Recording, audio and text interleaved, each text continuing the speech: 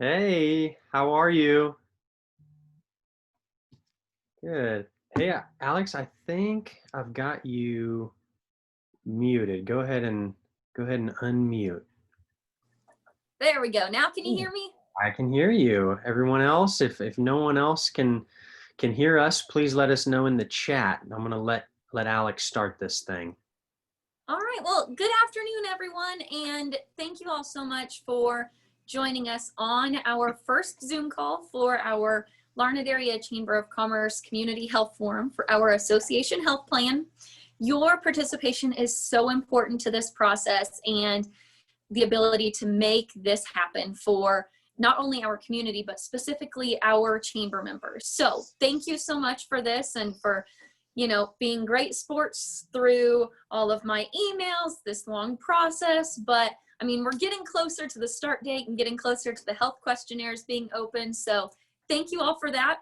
We have a second community forum today at 5:30, also on Zoom. So if you know of anyone else that you think would benefit greatly from hearing this information, encourage them to join on, call in, come over, watch it with you, whatever it may be. But I guess without further ado, I am going to turn it over to our health advisor, Josh Sapp with Heartland Benefits Group. So Josh, take it away. Cool. Thank you, Alex. That was fantastic. So what I'm going to do, just to kind of preface this, I'm going to mute everybody. I see that everyone's already muted anyways, but I'm going to go ahead and mute everybody on my side. So this is actually being recorded. That way Alex can send this on through whatever, mediums that she uses to communicate with the chamber and the community, the Larned community. So let's just jump into this. And just before we jump in, if you have questions, there is a chat option, and I have a few others joining us right now. Let's see here. Okay, so for you that just joined in late, we're going to have to dock you, all right? You're going to be penalized. I'm kidding. You're not going to be penalized. We were just, I was just kind of prefacing this call. It's being recorded. That way Alex can send it off to everybody, to the community once we get through this. If there is a question that you have, you can either unmute yourself and ask. I don't know how well that's going to go as I'm, spitballing through this thing. But it might be better to just go ahead and use the chat feature to ask any questions that you might have. So let's get into it. I'm going to share my screen, go through a presentation. Let me also preface this by I'm at home. I'm imagining all of us are dealing with the COVID situation a little bit differently. So you might hear my 2-year-old daughter screaming on the other side of the door, the office door here. My wife is thankfully taking care of her at this point. So I'm going to share my screen, but before I do so, you guys should all have a copy of the Larned Area Chamber Health brochure. That gives you kind of the ins and outs of what this plan looks like from the coverage level. You should also have a frequently asked question page. There are like 15 or 18 different questions on this that are commonly asked questions. You should also have a note page, kind of a key points page that Alex sent you with a anticipated timeline on it. We'll run through those. I'll kind of key in on those again when we get to that point in the process in this presentation. So let me go ahead and get my screen shared here. Get into the presentation.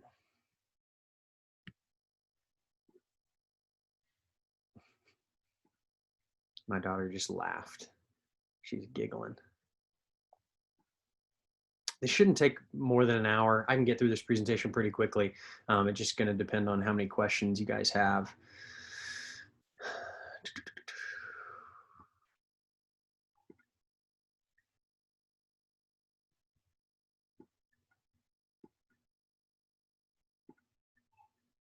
Okay,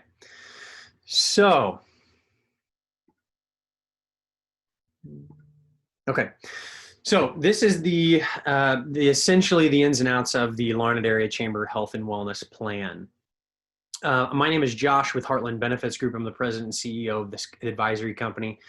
We've been around for about 2 years now, officially Heartland Benefits Group for about 2 years now, working with not only chambers, but independently owned, separate organizations that, are wanting to offer, forward-thinking, kind of trend-breaking, cost containment health insurance strategies to their employees, ultimately with their bottom line in mind. Because as you all are familiar, we all have different experiences when it comes to offering benefits to our employees. But I can imagine most of you probably have some kind of experience with your insurance. I want to make sure when people are coming in, they're getting admitted into this.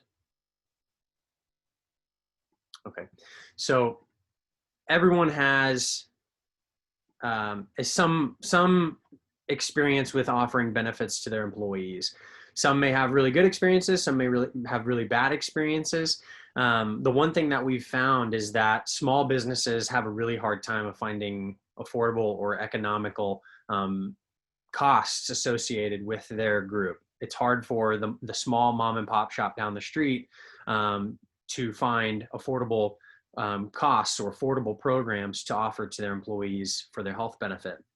So what Heartland Benefits Group does is they partner with local resources, so local networks, local prescription benefit managers, local physicians, local facilities, to provide one, transparency, 100% transparency. You don't get that when you're traditionally insured out there on the, the traditional marketplace. You get minimal transparency. And how do you track progress if you don't have the data as an employer to make, educated decisions in what route you want to take for your benefits that you're offering? So that is kind of the key to what we do. We partner with local administrators.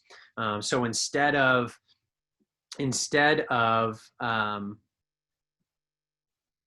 perfect. So instead of, the traditional insurance carrier, let's say Blue Cross, because everybody knows who Blue Cross is. I'm not bashing them. They're good at what they do. If you can afford them, then great.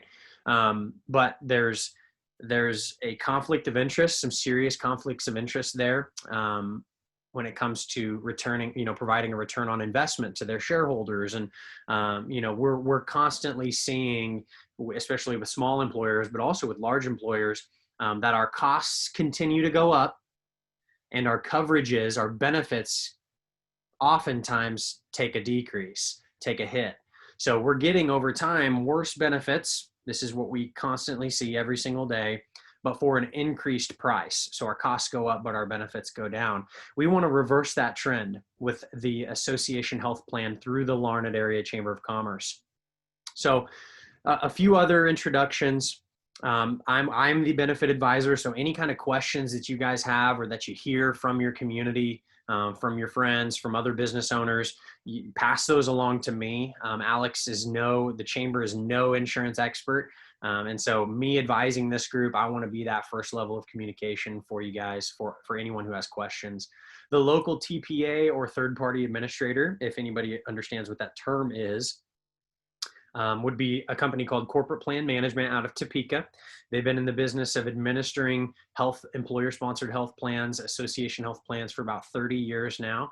Have a very good track record knowing the ins and outs of the networks and the market and of this geographical area, the Midwest. Pharmacy benefit managers, so a local pharmacy benefit manager that we are partnering with for a lot of the chamber plans that we're working with right now is a PBM called Oriad RX. Oriad RX is led by the president of the Kansas Pharmacists Association. His name is Matt Morrison. He's actually out of Southwest Kansas, out in Dodge. But being able to manage the many different aspects of a health plan locally is going to give us a better opportunity to pick through that data with a fine-tooth comb and really find some areas to where we can contain costs over time, and potentially even in the first year. That's our goal. So we're utilizing on the back end of this health plan, we're utilizing A+ rated carriers such as US Fire, Gerber Life, Companion Life, Transamerica, Greenwich, all of the above, all A+ rated insurance carriers. Transamerica, if you don't know who that is, that's the largest insurance carrier insurance company in the world. They do billions and billions of dollars every single year.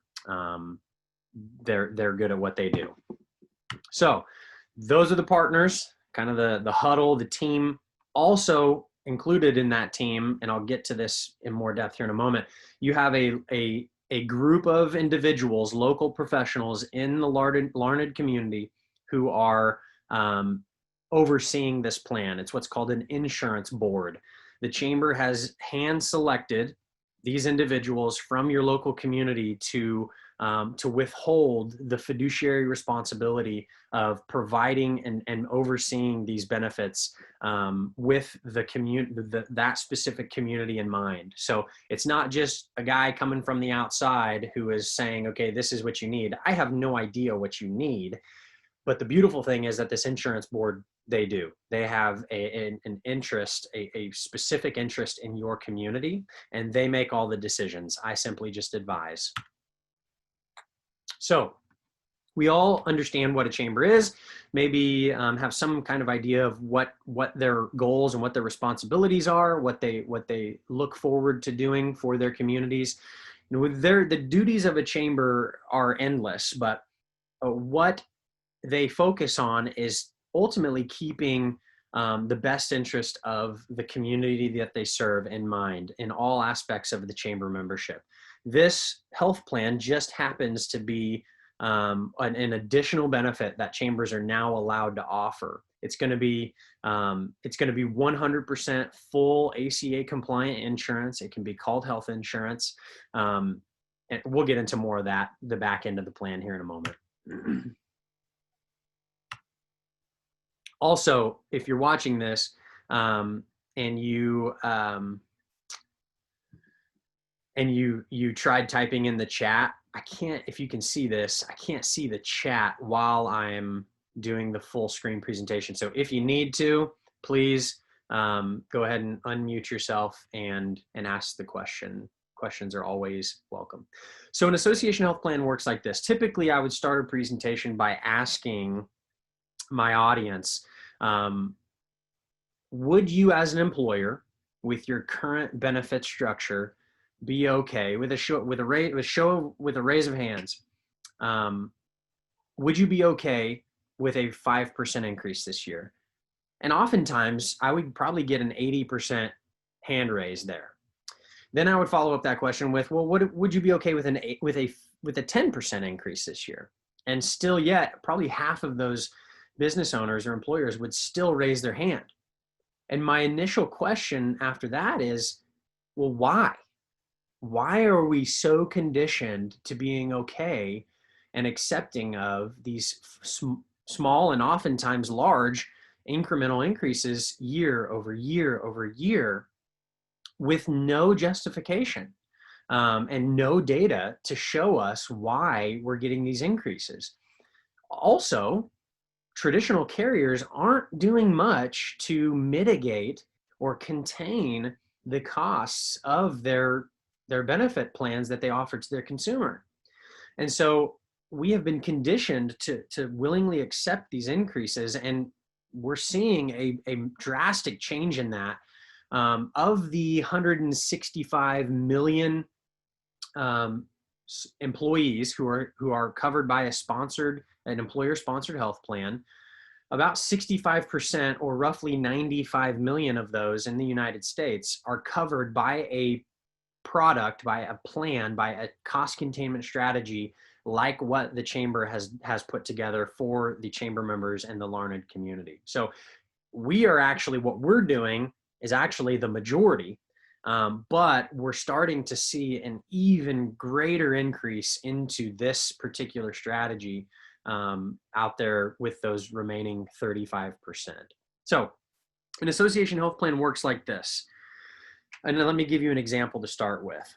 Who do you think is going to get better rates per capita? Employer A who has 5 employees, small mom and pop shop down the street, or employer B, the manufacturing plant down the road who has 1,000 employees? Well, I imagine your first thought is, well, of course, the 1,000 life group. Okay, well, why?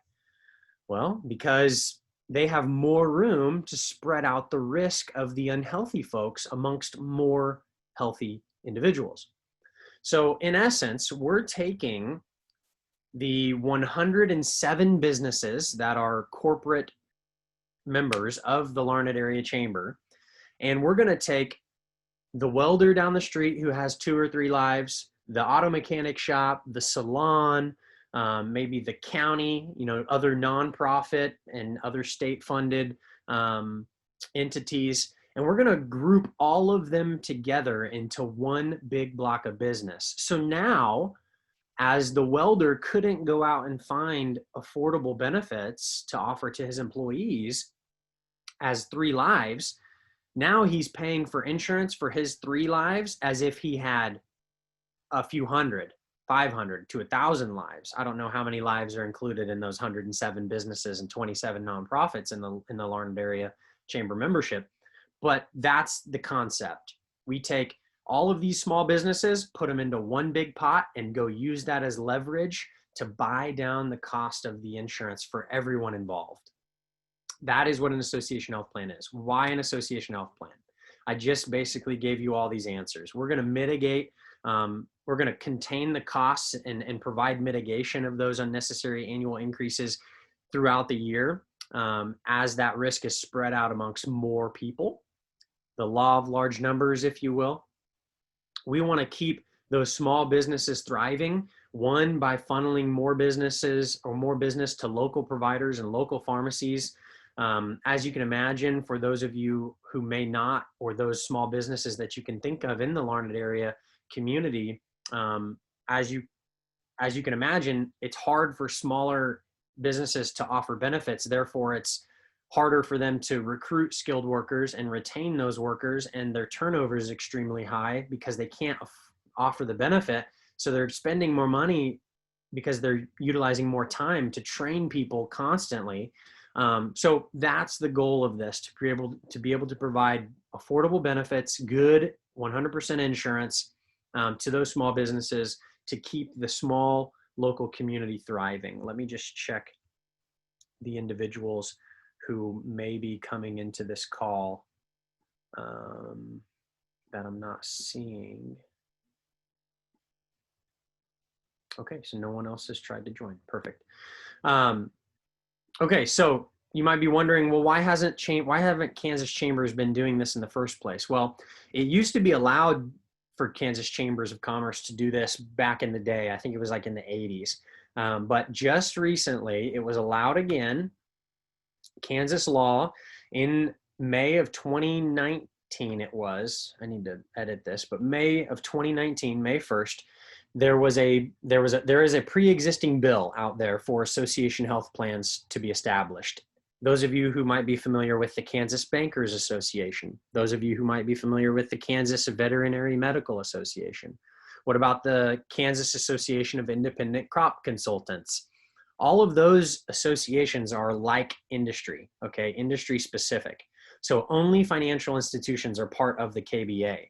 So they've been able to do this for decades. However, because a chamber is non-industry specific, so you've got your welders, your salons, it's not just one industry. You've got, the gamut of industries that are participating in the chamber. May of last year, of 2019, it was written into that pre-existing bill a few different provisions which ultimately allow chambers of commerce to do this. So you can feel free to call my buddy Lee Modisett. He's the Director of Government Affairs and Communications at the Kansas Insurance Department. I'm on the phone with him weekly, making sure this is still good to go. We have a few chambers that are already up and running as of January 1 of this year. So anyway, you can call him, shoot him an email if you'd like. He would love to talk to you about it. So the plan, like I mentioned earlier, we've established an insurance committee or insurance board to design the custom health plans that you have been given via that brochure. That group is ultimately responsible for the fiduciary oversight of this program. So we've already met a handful of times already, obviously, to get this plan off the ground, hoping for a January 1 start date. But we're going to be meeting and talking constantly throughout the year to make sure this program is running smoothly and what we need to do, how to pivot, how to adjust at the renewal to make sure this is a sustainable program for longevity for years to come. So, well, the businesses that are going to want to participate in this, they've never been a group, a consolidated group ever before. Okay. So it's going to be required that all interested businesses, and you're not obligated to this program at any point until we get to enrollment and you sign the dotted line that you're signing up to, to enroll in this program. So because this group has never been a group before, it's going to be required that all employers and all their full-time eligible employees, which that information is described and explained in the brochure as well, you're going to have to complete a health questionnaire. That health questionnaire, I'm going to show you what that health questionnaire looks like here in a moment. It's extremely simple, literally takes 2 minutes. Granted, I don't have 15 kids and 48 prescriptions, so it's going to vary per individual, but it should take you no more than 5 minutes at the most. So when those health questionnaires have been completed, keep this in mind, and this will be mentioned in the health questionnaire. Some people like to put what happened 30 years ago. I don't need to know what happened with the gout in 1982, okay? I only need what has been considered a health concern in the last 5 years. So anyway, when those health questionnaires have been completed, we'll build a census off those health questionnaires. We'll take the health data from those health questionnaires, that census, along with the plan designs that we've built, and send that off to underwriting to determine what those rates and premiums are going to be, okay? Once those rates come back to us from underwriting, it's about a 15 to 20 day period, underwriting period. We'll get the rates back. We'll then disclose those rates and the open enrollment or the enrollment link to the plan as soon as we get those rates back, which if you have that note page, you're looking at the timeline, the blue information down there. Health questionnaire period is roughly 3 weeks. We're going to open that up on the 1st of September. We can't obtain any data outside of 120 days. So 120 days is September 1. That's when you'll get the health questionnaire link. You'll have 3 weeks to complete it, have all your employees complete it. And then we move into that underwriting period, roughly 15 to 20 days. I gave us 3 weeks there for some cushion. The enrollment period is 2 weeks. I think that's pretty fair, especially for small businesses, but large employers, that's plenty of time too. Once we get to that enrollment, so you might be thinking, well, what if we have 500 people complete the health questionnaire? And that's what our initial rates are based on, those 500 lives. And we only get 200 people to enroll. Well, there is a change or a delta of more than 10% there. It's actually a change of 60%. So the underwriter at that point has the right to review and revise, but that doesn't mean that they will revise, because what if we get all the healthy people in those 200 who enrolled, they might be okay based on the census change in moving forward with the rates that they initially disclosed. So that's what that means. If there is a revision, if the rates do go up because the census changed, that will obviously be communicated to you all, and you can then decide if you want to move forward or if you want to opt out at that point. So even after the initial underwriting or after the initial enrollment period, you're still not even obligated to anything.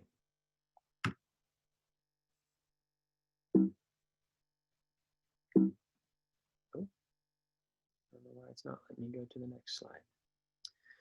Okay, so here you might be asking, well, what about our coverage? What about our networks?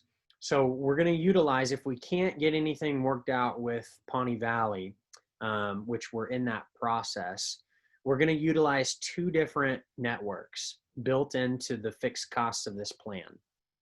For in-state coverage, we would run any claim that is billed in Kansas through the Providers Care Network. You can go on to providerscare.net. I'll actually show you an example search here in a second, but you can use access code capital PCN for Providers Care Network to use their search tool to find any doctor, a radius search, a facility search, whoever. You can search them by name. So that's for any claim that occurs in Kansas. I imagine you probably wouldn't be able to tell me, even though Larned is kind of a more rural area. I would imagine you're not going to be able to tell me a doctor or a provider in your area that's not included in that Providers Care Network. They're pretty expansive when it comes to Kansas. Now, nationwide coverage, Providers Care doesn't have any coverage there. So nationwide, we would build in the First Health Network, which is a sister network of the Aetna network. Okay, it's Aetna owned, but it's not their signature network. This is because we want to have coverage outside of the state of Kansas. We don't just stay in Kansas, right?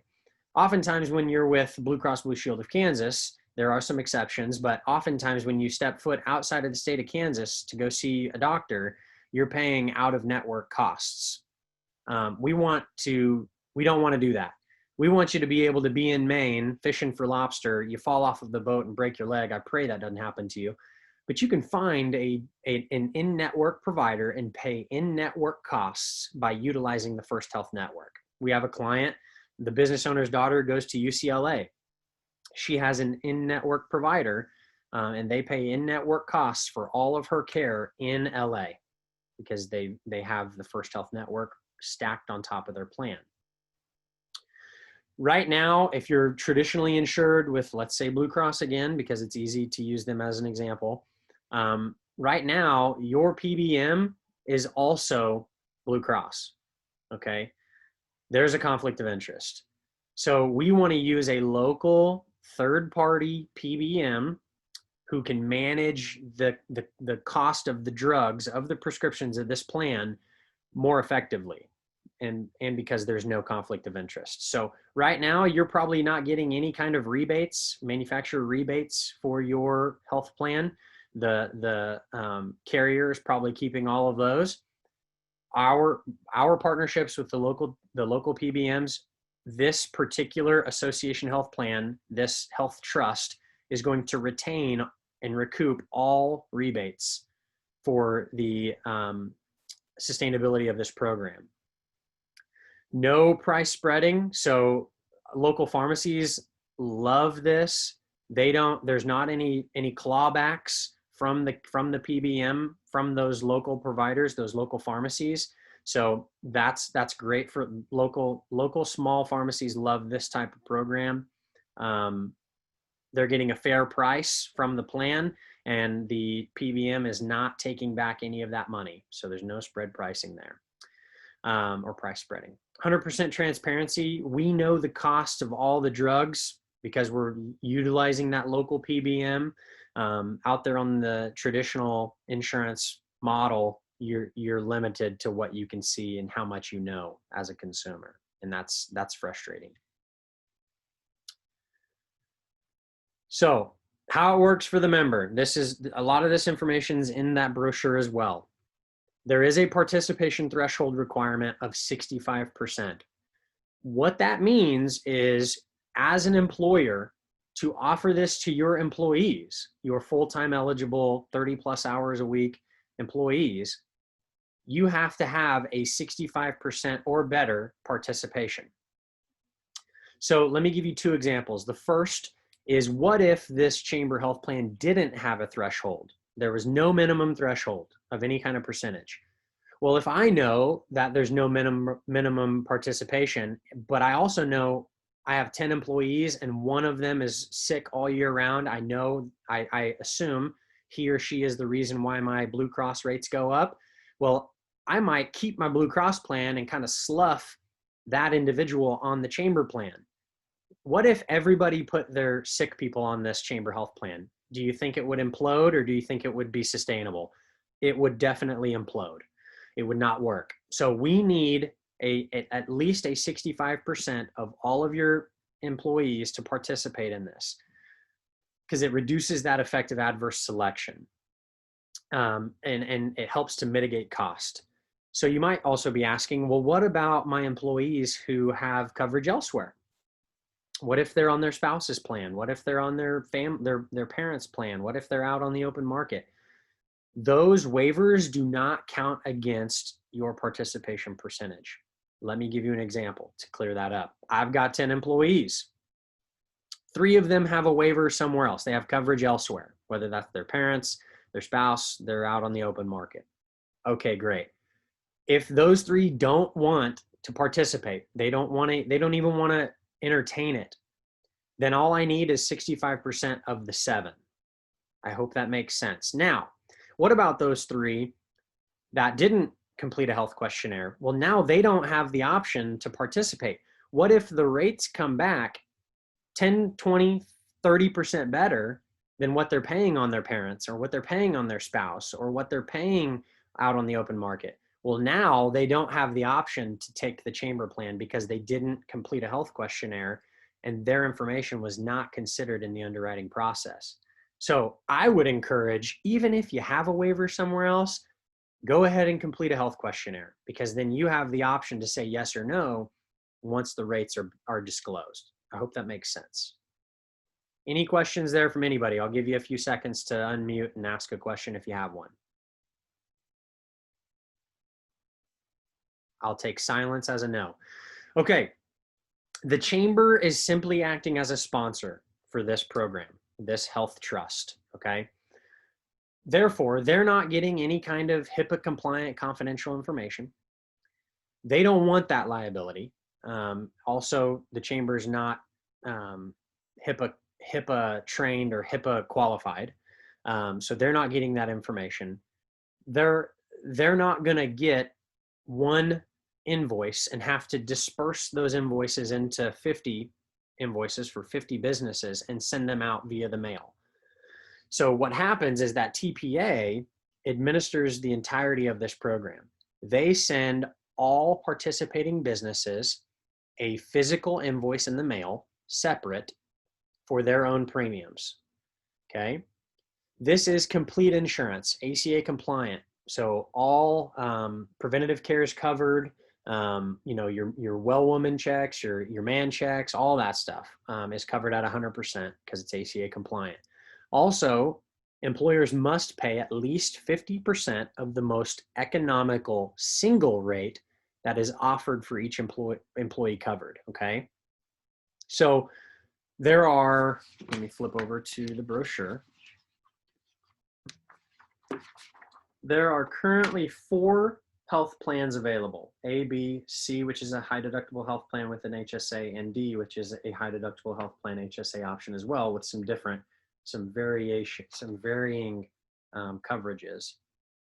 Just a second here. Okay, so we got a chat. Okay, let me hit this chat real quick. If those with a waiver choose to participate to see what rate possibilities are, and once they see the rate, decide to stay with their spouse's insurance, do we still get to deduct them as a waiver when considering our 65%? Not sure if once they opt in to see the rates, if that then cancels out the waiver option. No, they can still choose to say yes or no, even after they submit the health questionnaire and they see the rates maybe aren't favorable for them based on their waiver. They can still opt out. Yes, that is, then they aren't considered in your 65%. You're absolutely welcome, Jamie. Thank you for the question. So again, 4 different health plans. Whichever single option of those 4 single options comes back the most affordable, all the employer has to pay is 50% of that most economical single option, okay? But because each employer is getting their own invoice in the mail, each employer has the choice to pay more than that if they want to. As long as they pay at least 50%, I don't care how much they're paying, okay? I may want to pay 70% of the single option. Great, that's fantastic.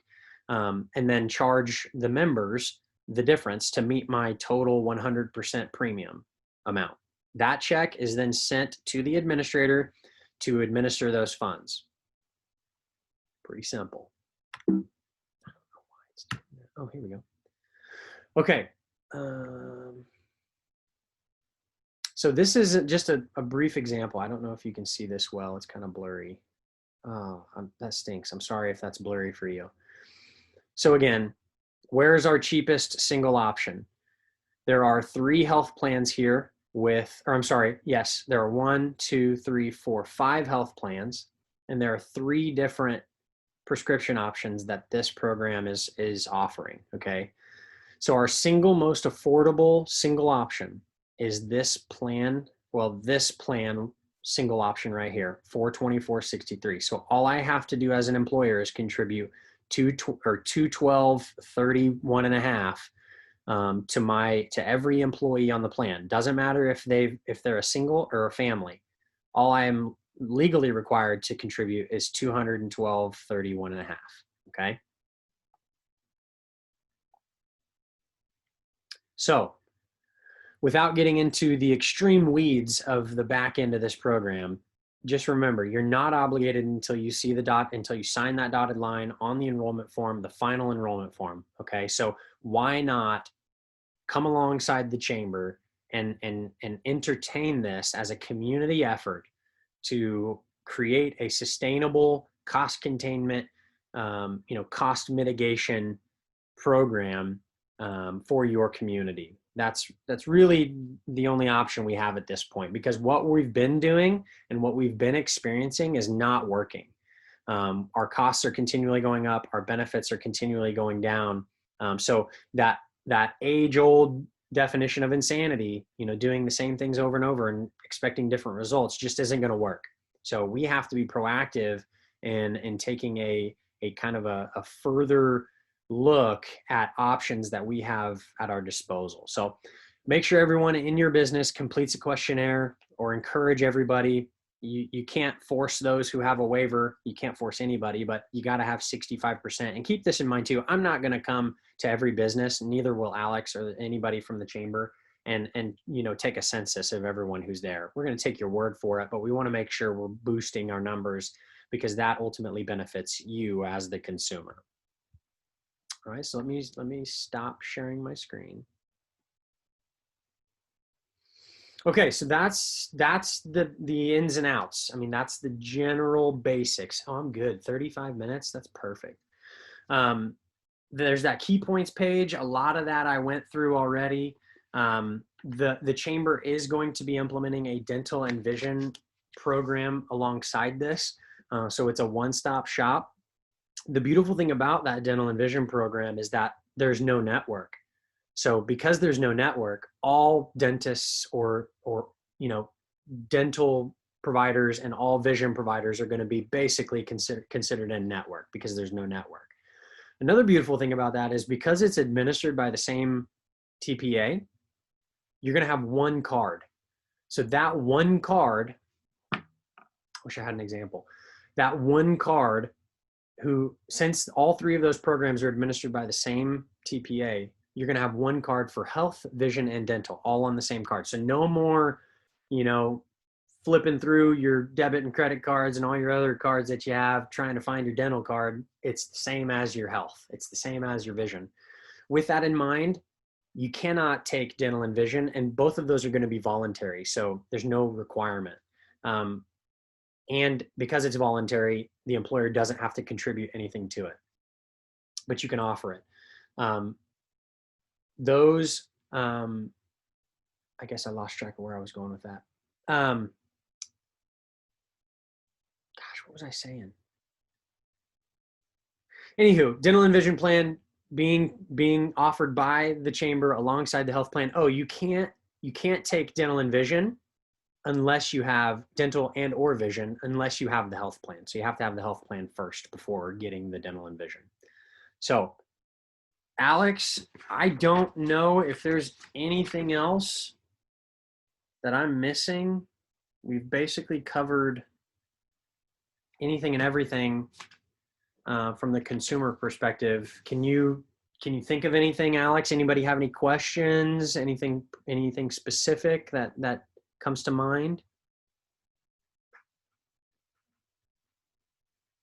Okay. You guys make this really, really easy. That's awesome. Okay, well, tell your friends, tell other businesses if you like what you hear, if you want to, see what this looks like. We can't get this off the ground unless we have participation. So it's going to be up to the Larned area community, Pawnee County community, to really come together to make this work.